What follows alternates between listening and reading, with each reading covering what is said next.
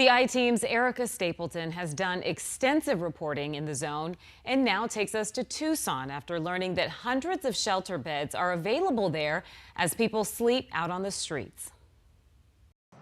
When she wakes up each day, I'm about to hit 50s. I should be relaxing and looking into almost retiring. Kristen never knows where she might be. I can't even look at that anymore because it's wiped clean. You know, I'm starting over again. This morning, she's at the Sister Jose Women's Center in Tucson, homeless, on and off for 8 years, she said, after an accident cost her her dental assistant job.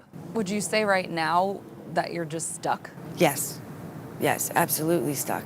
We're an emergency shelter, but a lot of times our guests stay with us for months because there's nowhere for them to go. Nicola Hartman is the CEO at Sister Jose. And our numbers are just exploding. We've run out of food. We've run out of lunches. Right now, they have 42 overnight beds, all spaces filled. We estimate that 75% of our guests have some kind of mental illness. Some of these women, they shouldn't be on the street.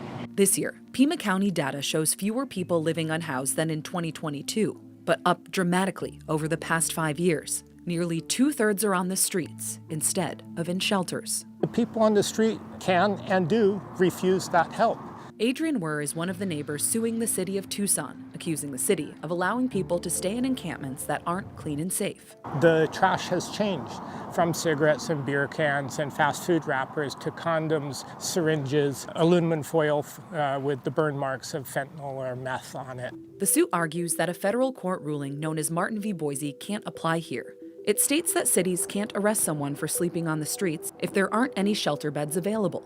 And in 2023, Pima County data shows more than 1,000 shelter beds were reported open. We're allowing people to live on the streets. An attorney for the city of Tucson wouldn't comment on the lawsuit, but Lisa Chastain, CEO of Gospel Rescue Mission, We're not enforcing laws, and we're doing it under the guise of compassion. Well, I think that it's the least compassionate thing we can do as a society is to allow people to live on the streets. Unlike the Sister Jose shelter, Gospel Rescue Mission has room. As you and I speak right now, we have about 50 beds available. We have a maximum of 350 shelter beds. We would love to see all of those beds full. So why aren't they? I think some shelters are very restrictive on who they let in. Some shelters require certain criteria, like fleeing domestic violence or specific medical needs. Others are considered low barrier, like Sister Jose. Someone shows up at our door, we don't ask for ID, you need a bed, and you